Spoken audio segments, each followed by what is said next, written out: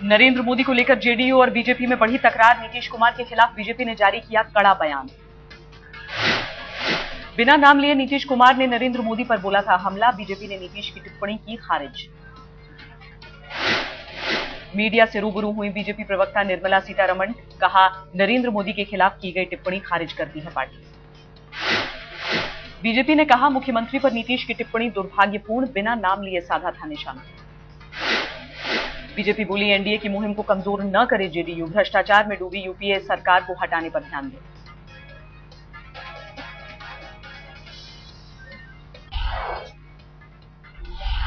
बिहार के मुख्यमंत्री नीतीश कुमार ने दिल्ली में दिखाया दम। बिना नाम लिए नरेंद्र मोदी पर किया तीखा हमला।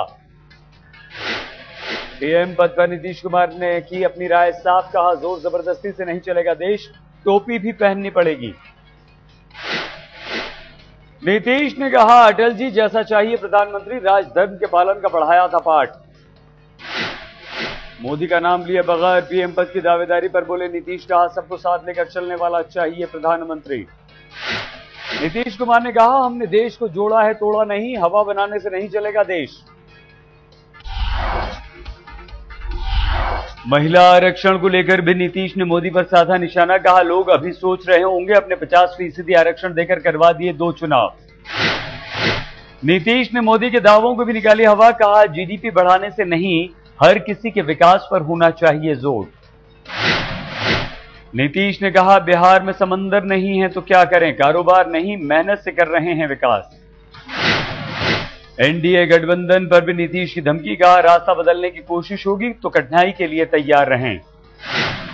नीतीश कुमार ने जेडीयू कार्यकारिणी का सुनाया प्रस्ताव। कहा जो भारत की विविधता समेट सके वही बने नेता।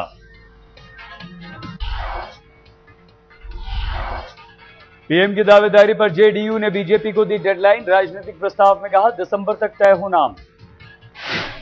पीएम पद के उम्मीदवार को लेकर जेडीयू का राजनीतिक प्रस्ताव। कहा धर्मनिरपेक्ष होना चाहिए उम्मीदवार। केसी त्यागी और साबिर अली को शरद यादव ने लगाई सार्वजनिक फटकार। मीडिया में बयानबाजी पर भड़के जेडीयू अध्यक्ष। मोदी की उम्मीदवारी पर शरद यादव ने भी की संकेतों में टिप्पणी। कहा व्यक्ति नहीं सिद्धांत से मतलब। जेडीयू अध्यक्ष शरद यादव भी बोले हम चलाना चाहते हैं गठबंधन, 17 साल पुराना है बीजेपी से रिश्ता।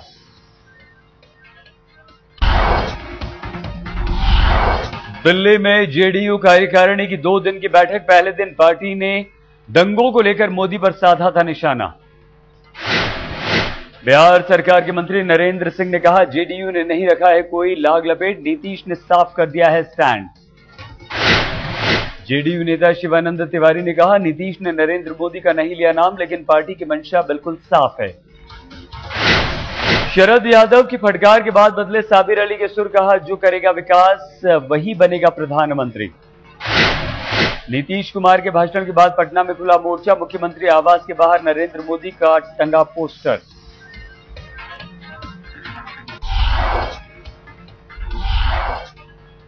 जेडीयू की डेडलाइन पर बीजेपी की प्रतिक्रिया। प्रवक्ता विजय सोनकर शास्त्री ने कहा समय पर पुनः चुना जाएगा पीएम पद का उम्मीदवार। बीजेपी प्रवक्ता ने कहा बिहार और गुजरात के विकास के मॉडल हैं अलग, लेकिन दोनों ही राज्य कर रहे हैं विकास। कांग्रेस के नेता राजीव शुक्ला ने कहा नीतीश का नरेंद्र मोदी पर ही था निशाना, कोई और नहीं पीट रहा है विकास का ढोल। राजीव शुक्ला ने कहा हर कोई चुनाव की कर रहा है तैयारी, लेकिन समय पर ही होंगे चुनाव। नीतीश का बयान सामान्य। कांग्रेस के नेता शकील अहमद का बयान। कहा नीतीश जी समझाएं, मोदी सांप्रदायिक हैं तो आडवाणी सेक्युलर कैसे।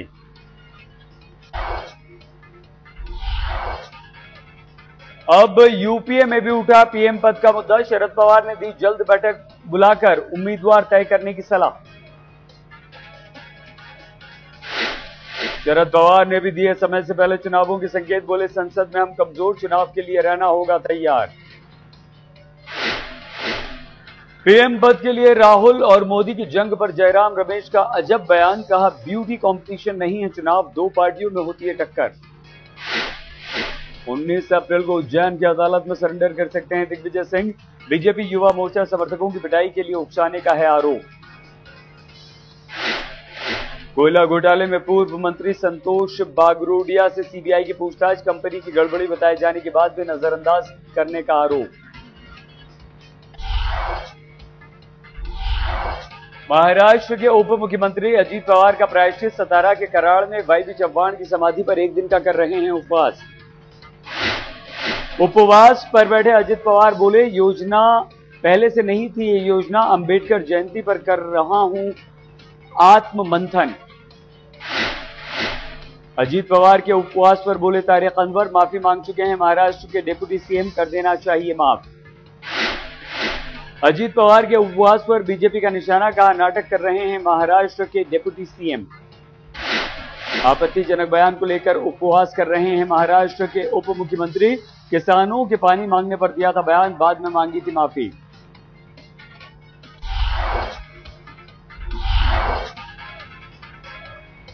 देश भर में अंबेडकर जयंती की धूम, मायावती ने लखनऊ में दी श्रद्धांजलि, पार्टी कार्यकर्ताओं को किया संबोधित। मायावती का यूपी सरकार पर हमला, कहा राज्य में कानून व्यवस्था खत्म, साल भर में 100 से ज्यादा दंगे। अंबेडकर जयंती पर सुषमा राजनाथ की दिल्ली के गुराड़ी में रैली, यूपीए पर लगाया सरकारी संस्थाओं के दुरुपयोग का आरोप। जयाप्रदा की लाल बत्ती हटाने पर बिफरे अमर सिंह, यूपी के मंत्री आजम खान पर साजिश का लगाया आरोप। अमर सिंह ने अखिलेश सरकार को दी धमकी, कहा 3 दिन के अंदर अफसर बर्खास्त नहीं हुआ तो जाएंगे हाईकोर्ट।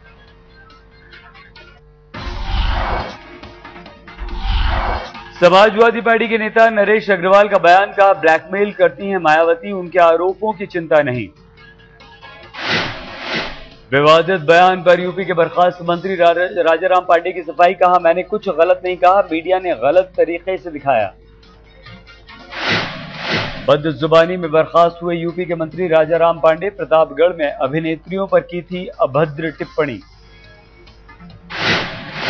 जामा मस्जिद के इमाम का बयान, कहा उत्तर प्रदेश में यादववाद और ठाकुरवाद जोरों पर, अल्पसंख्यकों का हो रहा है अत्याचार। पोल स्टेटस रिपोर्ट पर सीपीएम नेता वृंदा करात का बयान, कहा सुप्रीम कोर्ट में बहस के बाद ही सामने आएगी सच्चाई। कोयला घोटाले में मुमकिन है यूपीए सरकार की एक बड़ी फजीहत, एक अखबार का खुलासा, सरकार के दबाव में नहीं झुकेंगे सीबीआई के निदेशक। अंग्रेजी अखबार का दावा, सरकार की थी मंशा, सुप्रीम कोर्ट में हलफनामा दे सीबीआई के कानून मंत्री ने कराया जांच रिपोर्ट में बदलाव। आज तक से बोले सीबीआई के निदेशक, सुप्रीम कोर्ट में दाखिल होगा सही हलफनामा, मेरे ऊपर नहीं है कोई दबाव। सुप्रीम कोर्ट ने एजेंसी से दाखिल थे सवाल कि अदालत से पहले किसी ने देखी थी रिपोर्ट, 26 अप्रैल को सीबीआई देगी हलफनामा। सूत्रों के हवाले से आई थी खबर, कानून मंत्री ने सीबीआई पर बनाया था दबाव, रिपोर्ट में करवाया था बदलाव।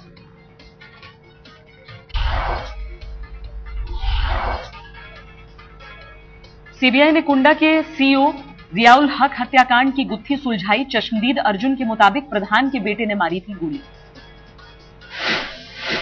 चश्मदीद के मुताबिक प्रधान की हत्या के बाद जियाउल हक पर पहले सुरेश यादव ने किया था हमला, बंदूक के कुंडे से पीटा था। बलीपुर गांव के चश्मदीद ने दिया बयान, मौके पर पहुंचे प्रधान के बेटे बबलू ने सीईओ को उनकी पिस्तौल से ही मार दी थी गोली। पश्चिम बंगाल के उत्तरी दिनाजपुर में कांग्रेस और सीपीएम कार्यकर्ताओं में भिड़ंत, 25 लोग जख्मी। नहर बनाने को लेकर 2 गुटों में हुआ झगड़ा, करीब 1 महीने से बना हुआ था तनाव। दिल्ली यूनिवर्सिटी के हिंदू कॉलेज में हड़कंप, हॉस्टल के कमरे में छात्र ने की खुदकुशी। ग्रेजुएशन के फर्स्ट ईयर में था मणिपुर का रहने वाला छात्र, पुलिस को मिला 2 पन्नों का सुसाइड नोट। जगतपुरी थाना परिसर में हुई फायरिंग, पुलिस कांस्टेबल और उसके दोस्त पर एक शख्स को गोली मारने का आरोप। गाजियाबाद के लोनी में सनसनीखेज वारदात, मामूली बात पर महिला की हत्या, युवक ने अपनी भाभी को चाकुओं से गोदा। भाभी की हत्या के बाद युवक ने की खुदकुशी की कोशिश, गंभीर हालत में भर्ती। गुजरात के सूरत में दर्दनाक हादसा, बस और कंटेनर में टक्कर, 10 की मौत, 25 घायल। हादसे में घायल लोगों को अस्पताल में कराया गया भर्ती, हादसे के बाद कई घरों में मातम। दिल्ली में लाल किले के पास रिंग रोड पर खौफनाक हादसा, बाइक सवार को अपने साथ घसीटता हुआ ले गया बेकाबू ट्रक, अस्पताल में मौत।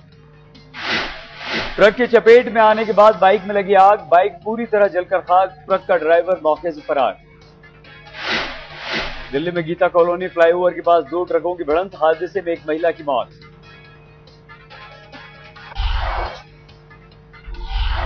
एनसीआर के एमएडी यूनिवर्सिटी में छेड़खानी का सनसनीखेज मामला, विरोध करने पर कपड़े फाड़कर छात्रा को पूरे कैंपस में घुमाया। लड़की की मां का आरोप, छात्र ने 2 साल पहले भी की थी बदसलूकी, कोई बचाने नहीं आया। पीड़ित की मां का आरोप, पुलिस में शिकायत करने पर बेटी को कॉलेज से निकाला, आरोपी रघुवंशी एमएडी का ही है छात्र। कानपुर देहात में टोल प्लाजा पर टूटी भीड़, हथियारों के साथ कब्जा करके टोल प्लाजा को किया फ्री। दबंगों ने आधे घंटे तक मचाया उत्पात, टोल कर्मचारियों को पीटा, 13 हिरासत में लिए गए।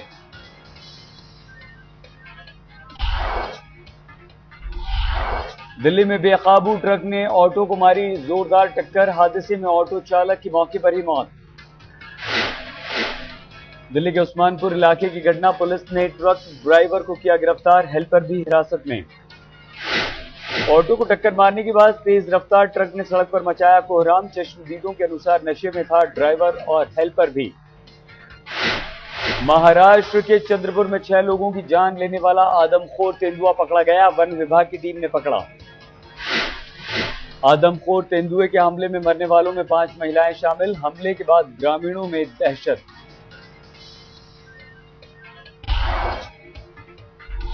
सोने के दाम में गिरावट का दौर जारी, 28,350 पर पहुंचे 10 ग्राम के दाम, 1.25 साल में सबसे निचले स्तर पर दाम। नवरात्र के बावजूद लोगों में नहीं दिखा उत्साह, जानकारों के अनुसार आने वाले दिनों में और गिरावट की आशंका। नवरात्र पर दिल्ली के रामलीला मैदान में राम जन्मोत्सव लीला का आयोजन, विदेशों से भी आए भक्त। आयोजन के दौरान कलाकारों ने बांधा समा, भगवान श्री कृष्ण को रिझाती दिखी गोपियां। झारखंड में सरहुल पर्व की मची धूम, रांची से लेकर गांवों तक आदिवासियों में उत्साह।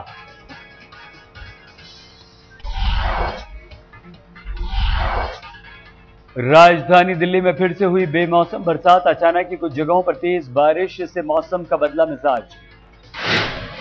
गाजियाबाद में किसी सिरफिरे की अजीबोगरीब हरकत, कुत्तों को पेड़ पर फांसी की तरह लटका देता है कोई शख्स। इंदिरापुरम में हाईवे किनारे पेड़ से लटके मिले 2 कुत्ते, इससे पहले भी हो चुकी हैं कई घटनाएं। कानपुर में 100 नंबर पर फर्जी फोन करने वालों की आई शामत, पुलिस ने अभियान चलाकर 13 लोगों को पकड़ा। पुलिस ने फर्जी कॉल करने वाले 200 लोगों की पहचान की, फर्जी बम की सूचना देने, महिला पुलिस से अश्लील बातें करने का आरोप।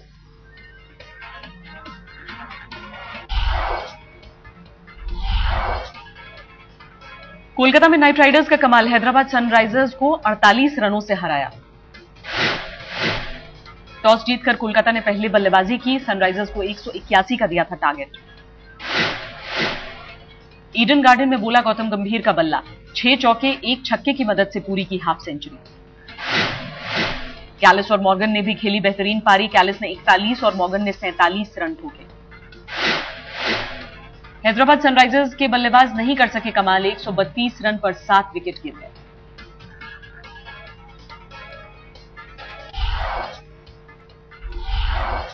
उत्तर कोरिया के न्यूक्लियर हमले की धमकी पर अमेरिका के साथ आया चीन, अमेरिकी विदेश मंत्री जॉन कैरी का बयान। मंगल ग्रह की जानकारी जुटाने के लिए एस्टेरॉयड पर कब्जे की तैयारी शुरू, नासा ने जारी किया एनिमेशन। एस्टेरॉयड पर कब्जे के लिए ओबामा ने दिए थे निर्देश, साल 2021 में प्रोजेक्ट पूरा होने की उम्मीद। मेक्सिको में एक बार फिर से फूटा ज्वालामुखी, आसमान में 2 किलोमीटर तक धुएं का गुबार। पेरू में दर्दनाक हादसा, यात्रियों से भरी बस नदी में गिरी, 35 से ज्यादा लोगों की मौत।